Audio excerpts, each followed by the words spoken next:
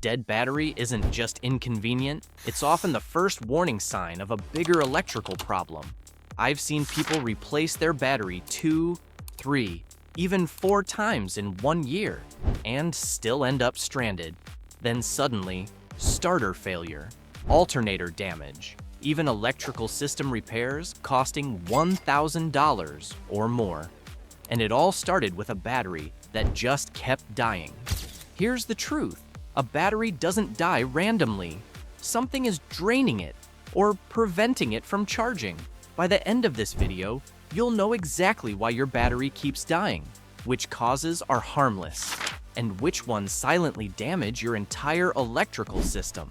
And near the end, I'll show you the one hidden cause most mechanics don't check first. But it's responsible for more repeat battery failures than anything else. So from common causes to hidden failures. Number 9. Old battery, the obvious one most people stop at. Let's start with the simplest cause, battery age. Most batteries last 3 to 5 years. After that, internal resistance increases. What makes it different? Even if voltage looks normal, capacity drops. I've tested batteries that showed 12.6 volts, but failed under load instantly. Load testing reveals the truth, not voltage alone. Most people don't realize a battery can look good and still be weak. The drawback? Replacing it only fixes the symptom. If something else is draining it, the new battery will fail too. And that's where most people get stuck. Number 8. Corroded battery terminals. This one is easy to see, but often ignored. White or green buildup around terminals. What makes it different?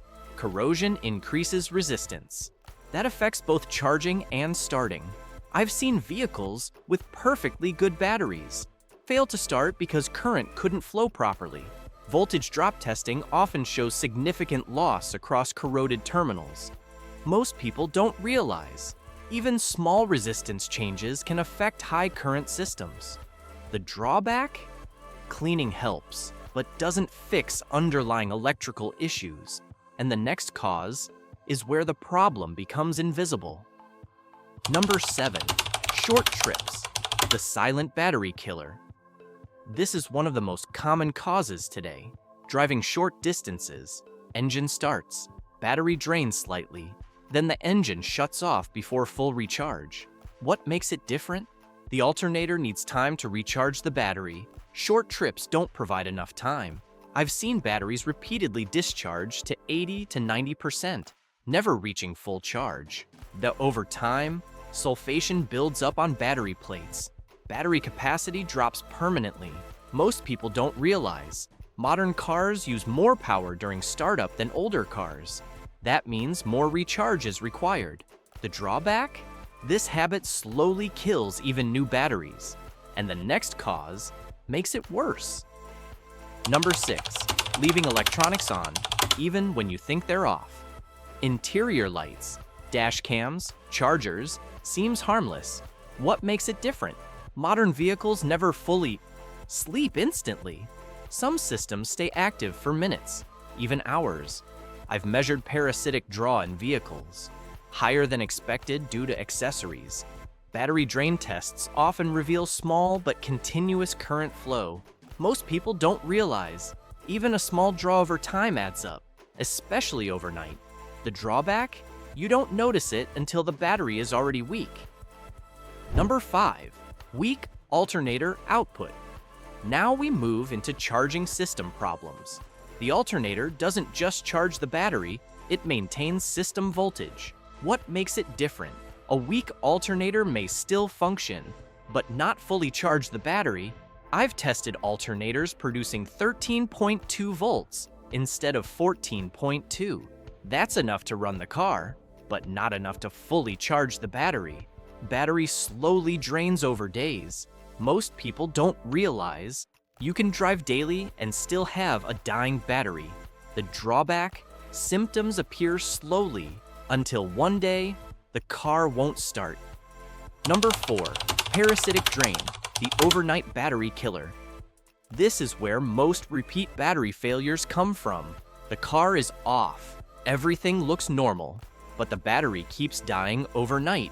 What makes it different? Something is drawing power when it shouldn't. And this is called parasitic drain. I've diagnosed vehicles pulling 200 to 500 milliamps at rest, when normal should be under 50 milliamps. That difference drains a battery overnight. I've seen causes like faulty modules not going to sleep, glove box or trunk lights staying on, aftermarket alarms or trackers. Current draw testing reveals the truth here, not guessing. Most people don't realize you can't see parasitic drain. You have to measure it. The drawback? It takes time to diagnose, which is why many shops just replace the battery instead. But the next one is even harder to catch. Number 3, bad ground connections. This is one of the most overlooked issues. The battery has a positive cable, but the ground path is just as important. What makes it different? Poor grounding causes unstable voltage. Charging becomes inconsistent. I've seen cars where the alternator tested fine, but the battery never charged properly because the ground connection had high resistance. Voltage drop testing showed losses across ground points.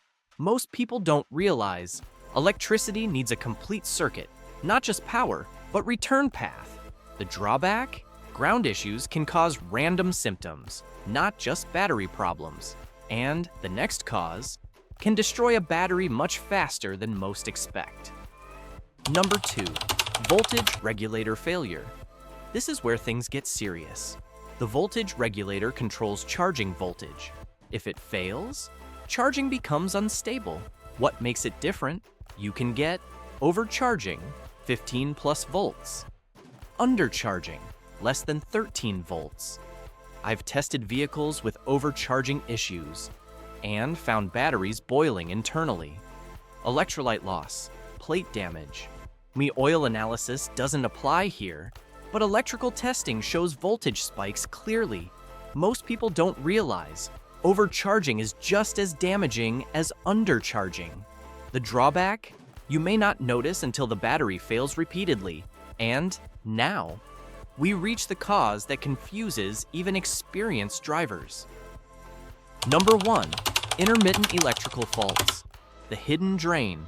Nobody finds easily. This is the hardest one to diagnose because it doesn't happen all the time. What makes it different? The drain appears, then disappears. I've seen vehicles where parasitic draw was normal during testing, but excessive overnight.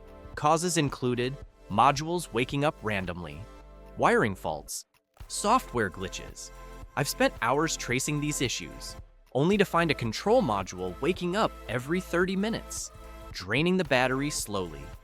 Most people don't realize intermittent problems are the most dangerous because they avoid detection. The drawback?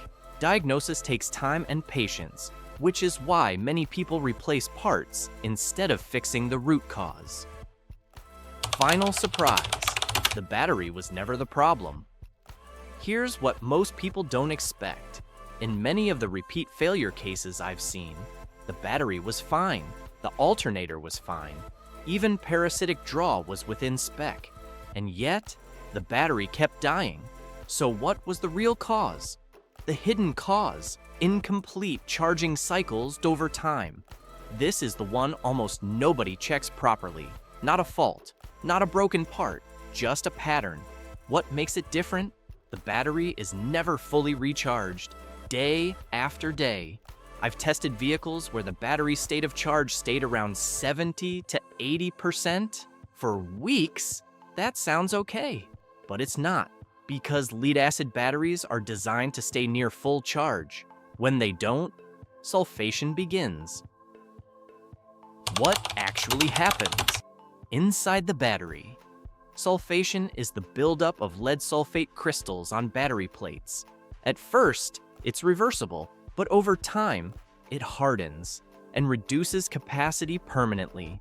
I've opened failed batteries that were only a year old and found heavy sulfation, not because they were defective, but because they were never fully charged. Most people don't realize a battery doesn't need to go dead to be damaged. It just needs to stay undercharged. Why this happens more in modern cars. Modern vehicles use more electricity than ever, even when off. Security systems, keyless entry, control modules, all drawing small amounts of power. At the same time, fuel efficiency systems reduce alternator load, and that means less charging during driving. I've seen vehicles where the alternator intentionally reduces output to save fuel, good for efficiency, bad for battery life. The 5 real-world mistakes that keep your battery dying. Mistake number 1, relying only on driving to recharge the battery. Most people assume driving charges the battery fully. It doesn't, especially with short trips. I've measured charging rates that never reach full recovery. Battery remains partially charged, day after day. Mistake number 2, replacing the battery. Without fixing usage patterns, new battery, same habits, same result. I've seen this cycle many times. Battery after battery, failing early because the root cause wasn't fixed. Mistake number 3, ignoring battery state of charge. Voltage is not enough. You need to understand charge level. I've tested batteries at 12.4 volts, which seems okay, but that's only about 75% charged. Long term, that's damaging. Mistake number 4, not using a charger for maintenance. This is something most drivers never do. Periodic charging, using a smart charger. I've seen batteries last twice as long, just from occasional full charging, because it prevents sulfation buildup. Mistake number 5, assuming modern cars manage everything automatically. This is the biggest misconception. People think the car handles it, but it doesn't always prioritize battery health. It prioritizes efficiency. That means the battery is often left undercharged. What actually fixes the problem? After years of diagnosing repeat battery failures, here's what works. Drive longer distances occasionally. Use a smart charger once every few weeks. Check charging voltage. Should be approximately 13.7 to 14.5 volts. Fix any parasitic drain, clean and secure connections. That's it. No expensive parts, no complicated repairs, just correct maintenance. Final warning. A dying battery is rarely random. It's a pattern. And if you don't break that pattern, you'll keep replacing batteries without fixing the real problem. If you've watched this far, you now understand something most drivers never realize. It's not just the battery, it's how it's used. But there's one more thing most people still ignore, even when their battery is working perfectly. It's a simple electrical issue that can damage your alternator and battery at the same time. I broke that down in the next video. Click here to watch it before your next battery dies for no reason.